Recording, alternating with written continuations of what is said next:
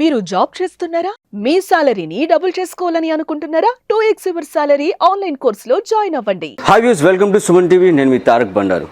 So చాలామంది parents ఏంటంటే పిల్లలు పుట్టిన వెంటనే చాలా హ్యాపీగా ఫీల్ అవుతారండి. ఎందుకంటే పిల్లలు పుట్టిన వెంటనే నా కొడుకుని నేను పోలీస్ ఆఫీసర్ని చేస్తాను, లేదా మంచి డాక్టర్ని చేస్తాను, మంచి ఇంజనీరింగ్ చేయిస్తాను, అలాగే బాగా చదివించి ఒక సాఫ్ట్వేర్ ఎంప్లాయ్గా చేయిస్తాను అని చెప్పేసి ప్రతి తల్లిదండ్రులు కూడా చాలా హ్యాపీగా ఫీల్ అవుతారండి.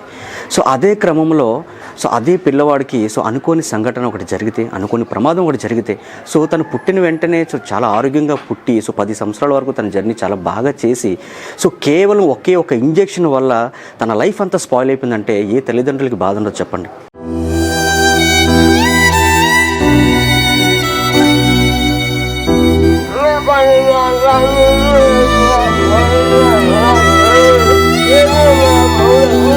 అందరితో పాటు నడవాలండి, బాగా తిరగాలండి.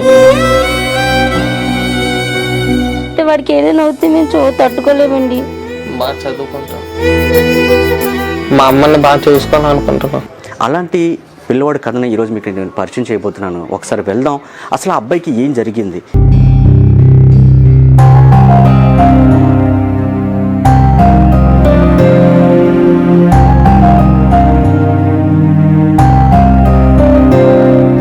ఏంటమ్మా ఇప్పుడు శేఖర్కి అసలు ఈ పరిస్థితి ఎలా వచ్చింది? నేను విన్నదాన్ని బట్టి యాక్చువల్లీ ఏంటంటే తను 10 సంవత్సరాల వరకు బాగానే ఉన్నాడు. ఒక్క ఇంజెక్షన్ వల్ల తన లైఫ్ ఇలా స్పాయిల్ అయిపోయిందని చెప్పేసి మీ చుట్టుపక్కల అందరూ కూడా చెప్తున్నారు. అసలు ఏం జరిగింది ఒకసారి మీ మాటల ద్వారా చెప్పండి. చెప్తానండి. 10 సంవత్సరాలప్పుడు ఇది పోలియో ఇంజెక్షన్ వేయించామండి. పోలియో రాకుండా ఇంజెక్షన్ వేయించారు. ఓకే. ఆ ఇంజెక్షన్ వల్ల ఒక 1 ఇయర్ తర్వాత వాడికి జ్వరం వచ్చిందండి. ఓకే. జ్వరం వస్తే జ్వరం వచ్చిందని మాకు ఆ ఇంజక్షన్ వల్ల అనుకోలేదు. మామూలుగా జ్వరం వచ్చింది కదా అని మెడికల్ స్టోర్ లో టాబ్లెట్లు తెచ్చేసామండి. అయినా తగ్గలేదనేసి మున్సిపల్ హాస్పిటల్ తీసుకెళ్ళామండి. తీసుకెళ్లి ఇంజక్షన్ వేయించాం.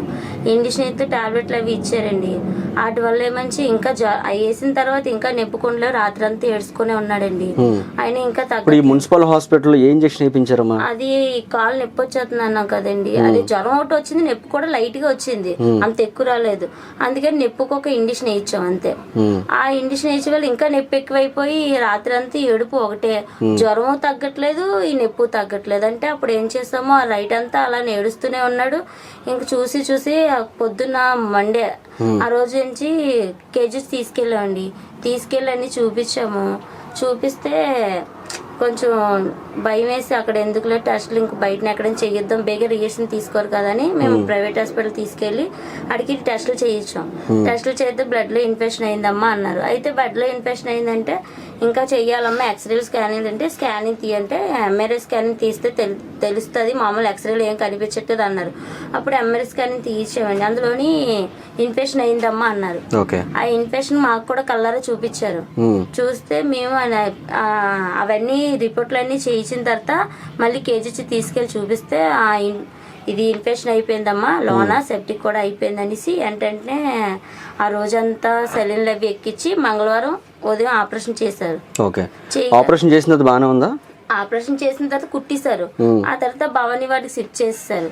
భవానీ వార్డు షిఫ్ట్ చేస్తే భవానీ వార్డులో వారం రోజులు ఉంటే మళ్ళీ ఈ కుట్లో నుంచి చీమ కారిది. అయితే ఏంటి చీమ వస్తుందని డాక్టర్లు మళ్ళీ స్కానింగ్ ఎక్స్రేలు తీస్తే అందులోని మళ్ళీ సెప్టిక్ అయిపోయిందని అప్పుడు ఇంత మొక్కలు కోసి తీసేశారు. తీసేస్తే డాక్టర్ అన్నారు మీరు కొట్టకూడదు, కోసి ఇదే ఆపరేషన్ చేసి వదిలియాలి అని అన్నారు. ఎవరికి చెప్పారు? పెద్ద డాక్టర్ గారు, చిన్న డాక్టర్స్ చెప్పారు. అప్పుడు ఆ డాక్టర్ గారు ఏంటంటే మళ్ళీ లోన ఆపరేషన్ థియేటర్ కి కూడా తీసుకెళ్ళి బయటనే అలా డ్రెస్సింగ్ చేసినట్టుగా అవన్నీ చేసి వదిలేశారు. అలా 3 నెలలు ఉంచారు. 3 నెలల తర్వాత చిన్న గాయం తర్వాత ఇంటికి పంపించారు. తర్వాత అది అయిన తర్వాత మళ్ళీ తీసుకెళ్ళాం. కేజీహెచ్ 3 నెలల తర్వాత రమ్మంటే వెళ్ళాం. కేజీహెచ్కి వెళ్తే అప్పుడు నుంచి డాక్టర్ మళ్ళీ ఎక్స్రే తీయమన్నారు. తీస్తే ఇంకేటి ఎముక ఉంది కదా సైడ్కి వెళ్ళిపోయింది. అదేంటి ఆపరేషన్ చేసినప్పుడు బాగా ఉంది కదా ఇప్పుడే సైడ్కి వెళ్ళిపోయింది అంటే ఇంకేటి సైడ్లో వెళ్ళిపోయింది అనేసి మళ్ళీ తర్వాత తీసిరండి అమ్మని మళ్ళీ తీసుకెళ్ళాం. మళ్ళీ తీసిరమ్మంటే తీసుకెళ్ళిన తర్వాత ఉంచారు. సర్జరీ చేయిస్తారేటండి మరి ఇలాగ అయ్యిందంటే అన్నారు ఇప్పుడప్పుడు చేయడానికి కాదమ్మా, చిన్న వయసు కదా, ఒక 18 సంవత్సరాలు వచ్చాక రండి అని పంపిస్తారు. మళ్ళీ 18 సంవత్సరాల తర్వాత మళ్ళీ మనం తీసుకెళ్తే ఉంచారు. ఒక 3 నెలల వరకు ఉంచారు. ఇది అవేనా అవుతుందని చెప్పలేదు, అవ్వలేదని చెప్పలేదు, పంపిస్తారు ఇంటికి. అలా రెండోసారి కూడా మళ్ళీ ఆ ఇన్ఫెక్షన్ ఏదో ఉంది, గొంతు ఇన్ఫెక్షన్ ఉందని చెప్పి పంపిస్తే మళ్ళీ వెళ్ళాం. మళ్ళీ అదే పని చెప్పి పంపిస్తారు. 2 సార్లు జాయిన్ చేసినప్పుడు ఒకసారి 3 నెలలు ఇచ్చారు, ఒకసారి 2 నెలలు 15 రోజులు ఇచ్చారు, అయినా చేయలేదు. అదే కేజీహెచ్ లోనే చేయలేదు. చేయకపోతే మళ్ళీ వచ్చేసి ఇగో ఇక్కడే ఉన్నా. తర్వాత ఇతను ఉన్నారు కదా, అతను పరిచయం, అతను చెప్తే ఇలా చేయిస్తానమ్మా నేను అని చెప్తే అతని ద్వారా ఇప్పుడు కేజీస్ తీసుకొచ్చాము. మళ్ళీ కేజీహెచ్కి తీసుకెళ్ళాం. మరి ఇంకా అవ్వలేదు, దానికోసమే తిరుగుతున్నామండి. ఓకే, ఇప్పుడు దీనికి ఆపరేషన్ చేస్తే నయం అవుతుందమ్మా? అవుతుంది అని చెప్తున్నారండి. 95% అయితే నడుస్తాడు, 100% అని చెప్పలే, నడుస్తాడు అని చెప్తున్నారు కానీ నడరని చెప్పట్లేదు. కానీ దానికి చాలా బయటనైతే ఎక్కువ డబ్బులు, అదే 5 లక్షలు 6 లక్షలు, బయట 5-6 లక్షలు అయిపోద్దా? ఇక్కడైతే ఆర్ఎస్డి మీద అవ్వదని చెప్తున్నారు. కానీ ఎవరైనా ఉంటే వాడికి ఆపరేషన్ చేయిస్తారని మేము అదే చూస్తున్నామండి. మా ద్వారా అయితే ప్రయత్నించిన అన్ని చూసాము, అక్కడెక్కడో హాస్పిటల్ అన్ని తిరిగాను, కానీ ఎక్కడ మాత్రం డబ్బులు అడుగుతున్నారు. ప్రైవేట్ కేజీహెచ్లో కూడా 2-3 సార్లు జాయిన్ చేసిన కూడా అవుతుందని మాత్రం చెప్పట్లేదు. కానీ ప్రైవేట్ అయితే అవుతుంది అంటున్నారు, కానీ అమౌంట్ ఖర్చు అవుతుంది అంటున్నారు. ఎవరనేది ఏంటని చెప్పట్లేదు మాకు. ఇప్పుడు ఈ అబ్బాయి మీకు ఏమవుతాడండి? అక్కల కొడుకండి. మా అక్కగారికి అయితే మాటలు రావండి. ఆవిడ ఎక్కడ ఉన్నారు? ఇక్కడే ఉన్నారు. ఓకే, ఇవిడండి మా అక్క. నమస్తే అమ్మా. ఇవిడికి మాటలు రావండి, వాళ్ళ అసలు వినబడదు, మాటలు రావు.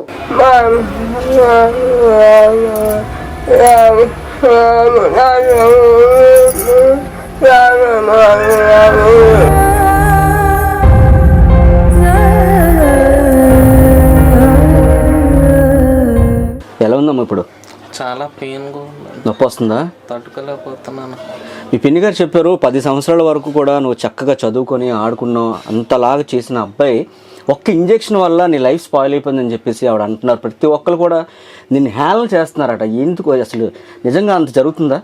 స్కూల్లో చదివేటప్పుడు కానీ కాలేజీకి వెళ్ళేటప్పుడు కానీ అందరూ చుట్టుకోగలడు, వంకొకున్నాడు, అందరూ వచ్చేవారు, ఇలా వచ్చినాడు అని అందరు చాలా మంది అనేవాళ్ళు ఉన్నారు. కానీ ఒక్కరు కూడా ఇలా సాయం చేద్దామని ఒక్కరు కూడా నా దగ్గరికి మాట్లాడదాం ఎవరు చూడలేదు. 10 ఏళ్ళ నుంచి ఇప్పటి వరకు ఒంటరిగానే ఇంట్లోనే అలా ఉండేవాడు. ఉంటున్నావు బెడ్ మీద? ఇప్పటికి కూడా ఒంటరిగానే ఉంటున్నాను ఇంట్లో. బయటికి ఎక్కడికి వెళ్ళలేడు కూడా, నొప్పి వచ్చేస్తుంది, నడలేడు. ఒకళ్ళు నడుద్దాం అనుకుని వెళ్దామన్నా పెయిన్ ఎక్కువసేపు నడవలేవా? ఇక్కడ నుండి రోడ్డు వరకు కూడా కొనుక్కోడానికి కూడా బయటకు వెళ్ళలేను. దేనికైనా వెళ్ళలేడు. అన్ని దేనికైనా ఇది పిన్నే నాకు ఏదన్నా తెచ్చి పెట్టాలి. ఇప్పుడు నీకు ఇప్పుడు ఆపరేషన్ అయింది అనుకో, నువ్వు బాగానే చదివేవాడు అంట కదా, నువ్వు ఆపరేషన్ అనుకో ఇంకో బాగా చదువుకుంటావా? బాగా చదువుకుంటావా? ఎవరు రాలేదమ్మా మీరు? అంటే ఇంత ప్రాబ్లంలో ఉన్నాడు కదా ఈ అబ్బాయి, సో అంటే కనీసం మీరు ఒక మన రాజకీయ నాయకుల దగ్గరికి ఎవరికి దగ్గర కూడా మీరు వెళ్ళలేదా? అప్పుడు వాసుపల్లి గణేష్ గారు ఉంటే అతని దగ్గరికి వెళ్ళాం. ఇలా సర్జరీ చేయించారంటే అదేదో చెక్ ఇచ్చారండి. ఆ చెక్ ఇచ్చినట్టు పోస్టులు అవి కటౌట్లు అవి పెట్టించారు, కానీ ఆ చెక్ చెల్లలేదండి. ఆ సర్జరీ కూడా చేయించలేదు. చాలా మంది దగ్గరికి వెళ్ళాం, ఎవరు మాకు ఫేక్ సాధిక అన్నారు. అతని ద్వారా కూడా కేజీహెచ్ లో జాయిన్ అయ్యాం. అతను అన్నారు ఇది లేకపోతే జాయిన్ చేసుకున్న సర్జరీ మాత్రం అతను కూడా చేయించలేకపోయాడు. మాకైతే ఇప్పుడు వచ్చి అందరూ మాటలు చెప్పడమే తప్ప ఎవరు కూడా సహాయం ఎవరు చేయలేదు. నాకు ఇప్పుడు వచ్చి అలా చేస్తారని నేను ఎలక్షన్ లో కూడా వాళ్ళ వెనకతలే తిరిగాను వీడి కోసమే. నేనైతే నాకు ఎలక్షన్ లో తిరగడం కూడా ఇష్టం లేదు, కానీ నాకు ఏదో సహాయం చేస్తారనేసి అంతవల్ల తిరిగానే తప్ప నేను ఎప్పుడు తిరగలేదండి. కానీ వీడికి ఇంకా సహాయం చేయట్లేదండి. అది మీరే చూడాలండి. ఎలా ఒకలాగా వాడు అందరితో పాటు నడాలని మా ఆశ ఎప్పటి నుంచో ఉందండి. ఇప్పటికైనా నడుస్తాడని, ఆడు చిన్నప్పుడు ఎలా నడిచి ఇప్పుడు అలాగే నడాలని మేము కోరుకుంటున్నామండి. అది మీరైనా చూడండి. ఈ అబ్బాయి వాళ్ళ అమ్మకి సాయంగా ఉంటాడు అనుకుంటున్నాం, కానీ వాళ్ళ అమ్మ కూడా పెంచలేంది. వీళ్ళు కూడా తిండి ఎవరు పెట్టిన వాళ్ళు లేరండి. ఇప్పుడు నీకు ఏం కావాలో అనేది ఒక్కసారి మా ప్రేక్షకులకి చెప్పున్నాను. నేను మళ్ళీ మామూలు మనిషిగా నడవాలనుకుంటున్నాను, బాగా చదవాలనుకుంటున్నాను, మా అమ్మని బాగా చూసుకోవాలనుకుంటున్నాను. దయచేసి నాకు సహాయం చేయండి. సో చూసారు కదండి శేఖర్ పరిస్థితి. తనైతే ఇంత చిన్న వయసులోనే మంచానికైతే తను పరిమితం అయిపోయాడండి. సో తనకైతే ఇప్పుడైతే ఖచ్చితంగా సర్జరీ అయితే అవసరం. ఎందుకంటే తను ఒకటే అడుగుతున్నాడు, అన్నయ్య నేను బాగా చదువుకుంటాను, ఈ రోజు బాలులే రేపటి పౌరులండి. సో ఎందుకంటే ప్రతి ఒక్కరు కూడా చిన్నపిల్లలు, సో ఈ ఏజ్లో ప్రతి ఒక్కరు కూడా తన స్కూల్కి వెళ్ళడం, ఆడుకోవడం ఇంత చక్కగా చేస్తున్న ఈ సమయంలో తనకి ఇలాంటి ఒక ఇంజెక్షన్ వల్ల తన లైఫ్ అంతా పోయింది. సో తన తల్లిదండ్రులు అయితే, తన తండ్రి అయితే చిన్నప్పుడే తను వదిలేసి వెళ్ళిపోయాడు. సో తనకి ఏది ఉంటే అది ఇంట్లో పని చేసుకుంటూ తనైతే ఇప్పటికి ఇచ్చి పోషిస్తూనే ఉంది. అలాగే ఆవిడకైతే మానసిక స్థితి ఆవిడకైతే ఇప్పటికీ బాగాలేదు, ఆవిడకి మాటలు రావు, వినబడదు. సో ఇలాంటి పరిస్థితుల్లో శేఖర్ని ఇలా వదిలేయడం అనేది కరెక్ట్ కాదు. సో వాళ్ళ కుటుంబ సభ్యులు వాళ్ళు కూడా నార్మల్ చిన్న చిన్న కూలి పనులు చేసుకునే వాళ్ళే, వాళ్ళ పిన్ని గారు వాళ్ళే సపోర్ట్ చేస్తున్నారు ఇప్పటిదాకా. కానీ వాళ్ళు మాత్రం ఎన్ని రోజులు చేయగలరు? సో శేఖర్ మంచి భవిష్యత్తు ఉన్న అబ్బాయి, బాగా చదువుకున్న అబ్బాయి. ఇలాంటి అబ్బాయికి మనం సహాయం చేస్తే 100% శేఖర్ అయితే మంచి సక్సెస్ అవుతాడని నాకైతే అనిపిస్తుందండి. సో కింద స్కోర్ అవుతున్న నెంబర్కి మీరు కాల్ చేయొచ్చు, ఫోన్పే చేయొచ్చు. సో దాతలు ఎవరైనా సరే ముందుకు వచ్చి ఇలాంటి సహాయం చేయండి ప్లీజ్, దయచేసి. ఎందుకంటున్నానంటే సుమన్ టీవీ ఎన్నో ప్రాజెక్టులు టేకప్ చేసిందండి. సో ప్రతి ఒక్కరికి కూడా ఇలాంటి సమస్య ఉన్న ప్రతి ఒక్కరికి కూడా 100% సహాయం చేసింది. మా వంతు సహాయం మేము చేస్తాం, మీ వంతు సహాయం మీరు చేయండి.